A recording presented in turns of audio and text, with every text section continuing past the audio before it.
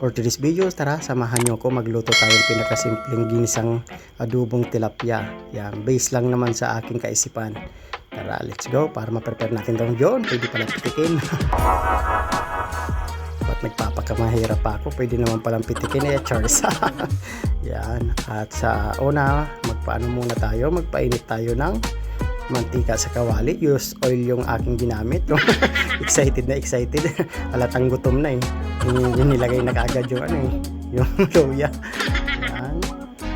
Yan. Unahin ko na yung luya para mas maganda kasi pag lutong-luto yung luya. Yan.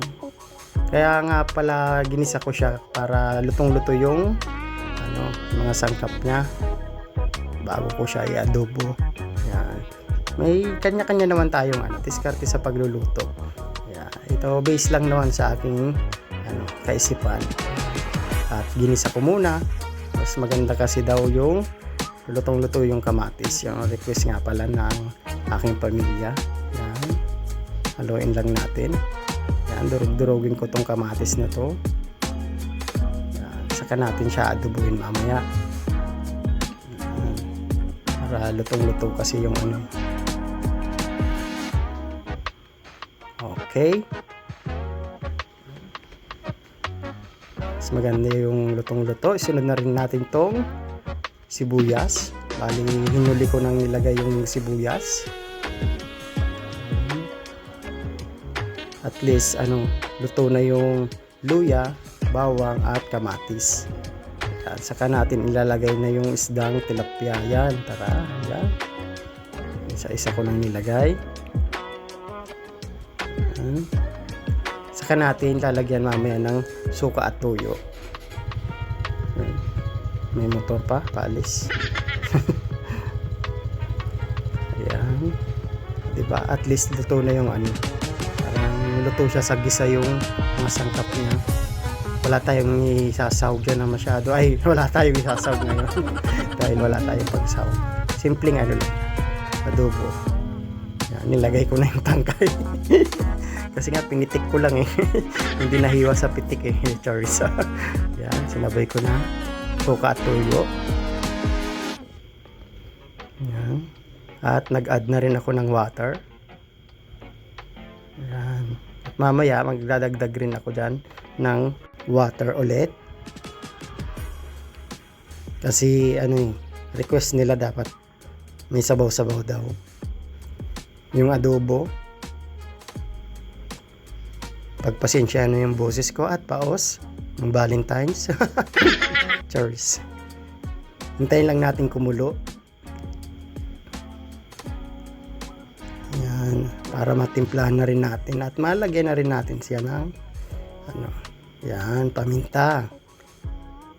Pamintang hindi durog, medyo wasak-wasak lang. Nagdagdag na rin ako dito ng minced onion.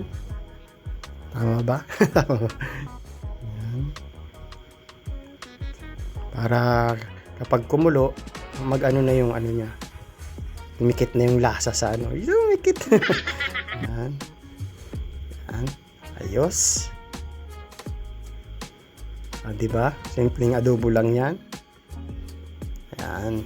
Hintayin lang natin siyang kumulo. Iyon. At ito na nga, kumulo na. Yan. Pagkasarap. Nag-add na rin ako ng kaunting asin lang kasi nagdagdag tayo ng tubig medyo matabang. Kaya nagdagdag na rin ako ng asin. Ayan.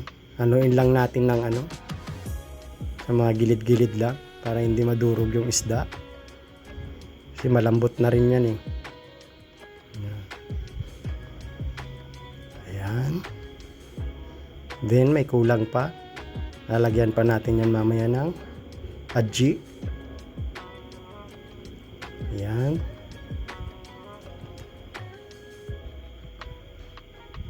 Yan. Ajinomoto.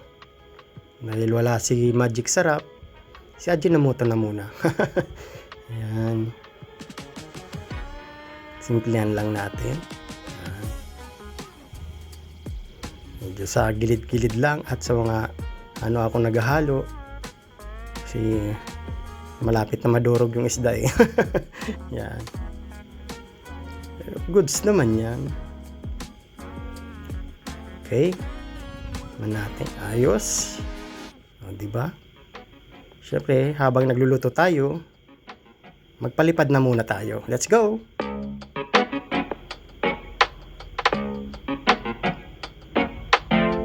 Ayan, nakita ko yung bahay ni Albert Beo.